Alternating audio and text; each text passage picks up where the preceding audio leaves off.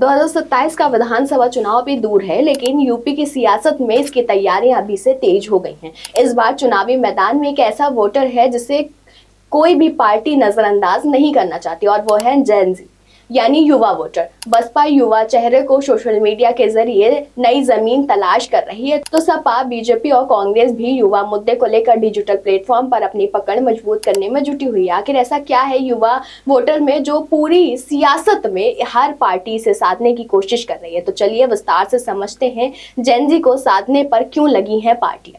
नमस्कार, मैं हूं अनुषि तिवारी और आप देख रहे हैं जन एक्सप्रेस। 2027 के विधानसभा चुनाव से पहले यूपी की सियासत में एक नया मुकाबला दिखाई दे रहा है। मुकाबला सिर्फ सीटों का नहीं, बल्कि युवा वोटर्स के भरोसे का भी है। बहुजन समाज पार्टी ने इस दिशा में कदम बढ़ाते हुए संगठन को लेकर सोशल मीडिया और चुनावी मैदान तक युवा चेहरे को आगे लाने का संकेत दिए हैं। पार्टी प्रत्याशी चयन में भी युवाओं को प्राथमिकता दी जा रही है। वहीं जालौन के माधेड़गढ़ सीट से बसपा ने आशीष पांडे को अपना पहला प्रत्याशी घोषित किया है। पार्टी उन्हें युवा चेहरे के तौर पर आगे बढ़ा रही है। इसके अलावा आधा दर्जन से ज्यादा अन्य घोषित प्रत्याशियों को भी युवा बताया जा रहा है, यानी संदेश साफ है। बसपा 2027 के लिए सिर्फ पुराने संगठनों के भरोसे नहीं, बल्कि नई पीढ़ी और नए चेहरे के लिए नए सहारे की नई चुनावी जमीन पर तैयार कर रही है। 2024 में लोकसभा चुनाव के बाद बसपा ने संगठन युवा भागीदारी बढ़ाने की जोर दी थी।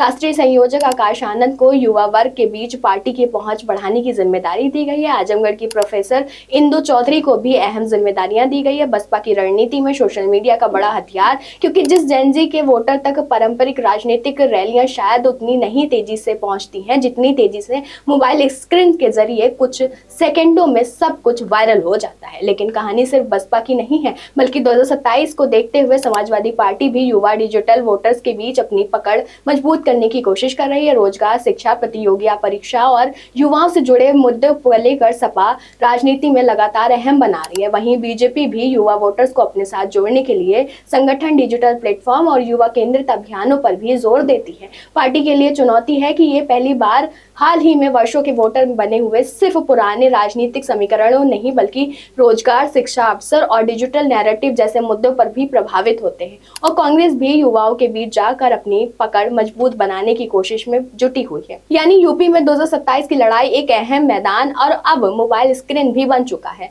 यूपी की राजनीति में युवा हमेशा महत्वपूर्ण रहे हैं, लेकिन जेन ज़ी वोटर की सोच और राजनीतिक व्यवहार पहले की पीढ़ी से काफी ज्यादा अलग है। ये वोटर सिर्फ भाषण नहीं सुनते, सवाल नहीं करता, बल्कि खुलकर सवाल करता है, सोशल मीडिया पर प्रतिक्रिया देता है और अपनी बात सेकंडों तक पहुंचाने की दम रखता है। ऐसे में 2027 से पहले पार्टियों के सामने चुनौती सिर्फ युवाओं तक पहुंचने की नहीं है, बल्कि उनका भरोसा जीतने की भी है।